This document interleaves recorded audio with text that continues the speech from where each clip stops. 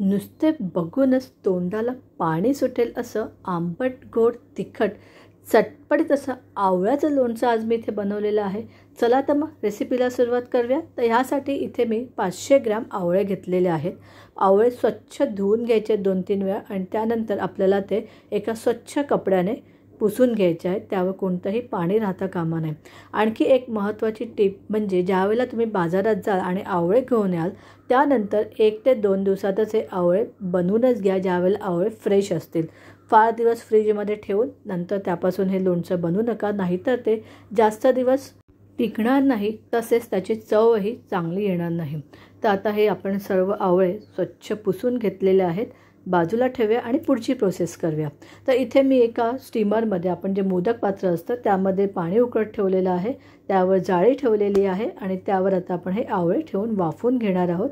तुमच्याकडे स्टीमर नसेल तर एखाद्या पातेल्यामध्ये पाणी गरम करून त्यावर चाळण ठेवून मग तुम्ही आवळे त्यामध्ये वाफवून घेऊ शकता. आता मी 10 मिनटं फास्ट गॅसवर हे आवळे चांगले वाफवून घेतलेले आहेत. आता इथे आपण बघायचं आहे, तुम्ही बघू शकता की आवळ्याच्या ज्या फोडी आहेत त्या आपोआप हलक्याशा बाजूला झालेल्या आहेत. त्याचप्रमाणे सुरी घालूनसुद्धा बघायचं आहे की आवळे नरम झालेले आहेत की नाही. आता हे थंड होऊ द्या आणि थंड झाल्यानंतर आपल्याला ते सुरीच्या साहाय्याने किंवा हातानेच ते त्याच्या ज्या शिरा असतात ना तिथपासून ते आपोआपच वेगळे झालेले असतात ते आपण वेगळे करायचे आहेत आणि त्यातल्या बिया काढून घ्यायच्या आहेत. तुम्ही बघू शकता एकदम इझिली ते कापलं जातं आहे किंवा इझिली ते हाताने सुद्धा तुम्ही वेगळं करून घेऊ शकता. आता आपले सगळे आवळे जे आहेत ना ते छान चिरून झालेले आहेत, त्याच्या छान फोडी बनवून ठेवलेल्या आहेत. आता एक साधासा मसाला बनवून घ्यायचा आहे. तर इथे मी 1.5 चमचा बडीशोप घेतलेले आहे, 1 चमचा जिरे घेतलेले आहेत आणि 5 ते 6 लवंगा घेतल्या आहेत. चमचा म्हटल्यावर इथे मी टीस्पून म्हणजे छोटा जो चमचा असतो चहाचा तो मी इथे वापरलेला आहे. एकदम मीडियम फ्लेमवर फक्त 1 मिनटं आपल्याला हा मसाला भाजायचा आहे. त्यानंतर गॅस बंद करायचा आहे आणि त्यामध्ये आपण 1 पाव चमचा आपल्याला इथे मेथी दाणे घालायचे आहेत आणि बंद गॅस असताना त्या गरम पॅनमध्ये थोडासा हलकासा हा मसाला भाजून घ्यायचा आहे.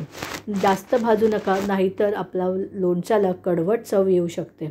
आता हे मसाले थंड झाल्यावर एका मिक्सरमधून आपण ते बारीक करून घ्यायचं आणि अगदी छान बारीक अशी ही मसाल्याची पावडर आपल्याला बनवून घ्यायची. तुम्ही बघू शकता अगदी छान फाईन पावडर तयार झालेली आहे.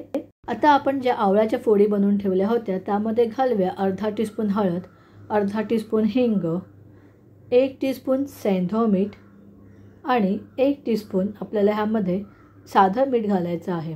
जर का तुमच्याकडे सैंधव मीठ नसेल तर तुम्ही 1.5 चमचा साधं मीठ ह्यामध्ये घालू शकता. 1 टेबलस्पून भरून मी इथे काश्मीरी लाल मिरची पावडर घातलेली आहे, त्यामुळे छान रंग येतो.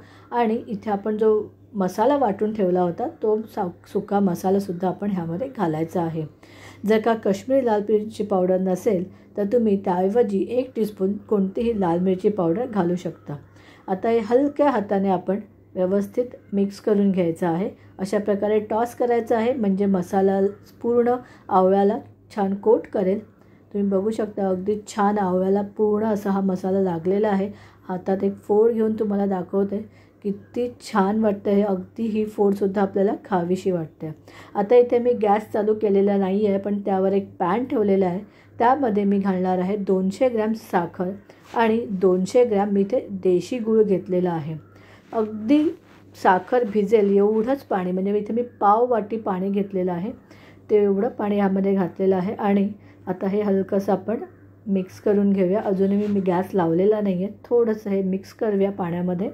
आणि त्यानंतर आता मी इथे गॅस ऑन केलेला आहे. गॅस आता मीडियमवर ठेवायचा आहे आणि सतत परतत आपण ते चांगलं गूळ आणि साखर चांगली वितळवून घ्यायची आहे. तर तुम्ही म्हणाल की नुसतं गूळ वापरू शकतो का किंवा नुसती साखर वापरू शकतो का, तर कसं करायला हरकतच नाही आहे. पण ज्यावेळेला तुम्ही गूळ घालता त्यावेळेला त्याचं एक तर हेल्दी जास्त होतं ते, आणि त्यानंतर त्याची एक चांगली देशी गुळाची छान अशी चव येते. आणि साखर मी यासाठी घातलेली आहे ह्यामध्ये, कारण साखर हे एकदम प्रिझर्वेटिव्हचं काम करते. लोणचं फार दिवस जास्त चांगलं राहतं आणि त्याचं टेक्स्चरही छान येतं. आता तुम्हाला आपलं हे जे आहे ना गूळ आणि साखर छान वितळलेली आहे. मी थोडंसं ते हातात घेऊन पाहिलेलं आहे, पण अजूनही ते चिकट असं झालेलं नाही आहे, ते छान चिकट झालं पाहिजे. आणि म्हणून मी आता आणखी 5-7 मिनटं मीडियम फ्लेमवर ते चांगलं उकळू दिलं आहे. 5-7 मिनटांनी तुम्ही बघू शकता अगदी छान उकळी आलेली आहे. त्याला अजून 1-2 मिनटं उकळी येऊ द्या आणि मग त्यामध्ये आपले जे मसाला लावलेले आवळे आहेत ना, ते आता आपण ह्यामध्ये घालायचे आहेत. गॅस मीडियमवरच ठेवायचा आहे आणि आता आपण हे चांगलं मिक्स करून घेऊया. आणि आता आपल्याला लगेचच गॅस बंद करायचा नाही. आता आपल्याला हे आवळे ह्यामध्ये चांगले मुरू द्यायचे आहेत, चांगले त्याच्यामध्ये शिजू द्यायचे आहेत, चांगले मिक्स करायचे आहेत. मध्ये मध्ये त्याला परतत राहायचं आहे, नाहीतर ते खाली लागू शकतं. आणि नेहमी हे करताना, आवळ्याचं लोणचं करताना जाड बुडाचं भांडं घ्या आणि त्याचप्रमाणे थोडंसं असं पसरट असं भांडं घ्या, म्हणजे ते व्यवस्थित मिक्स करता येईल. पातेलं वगैरे जनरली घेऊ नका, मोठं पॅन किंवा अशी पसरट अशी कढई घ्या. आता पुन्हा मी थोड्या वेळाने पाहते, छान आता ह्याला उकळी आल्या.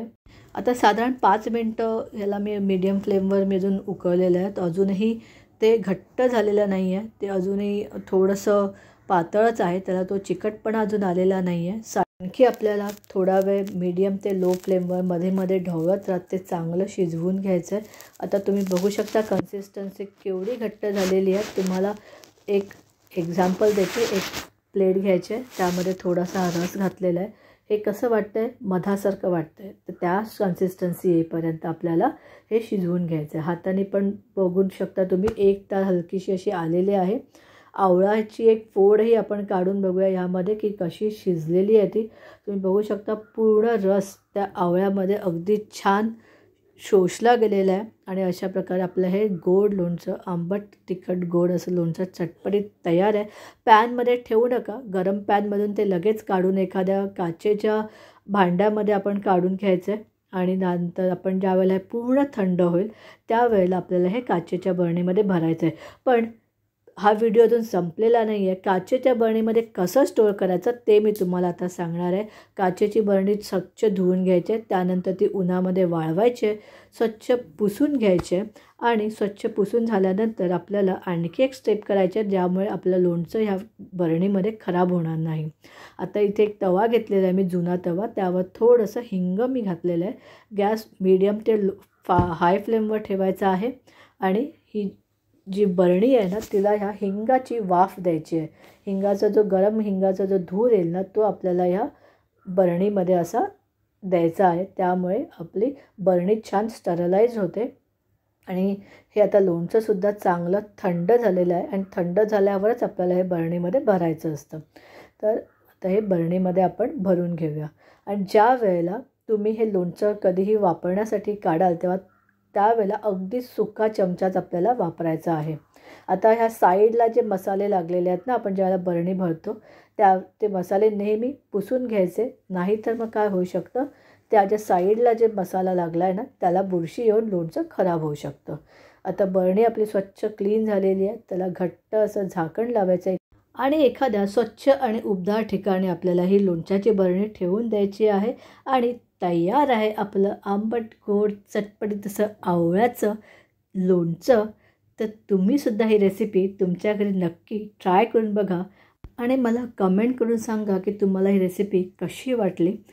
आणि अशा छान छान रेसिपीजसाठी रितिका सावंत किचनला नक्की सबस्क्राईब करा. भेटूया आता पुढच्या व्हिडिओमध्ये एका मस्त चविष्ट रेसिपीबरोबर. तोपर्यंत बाय बाय.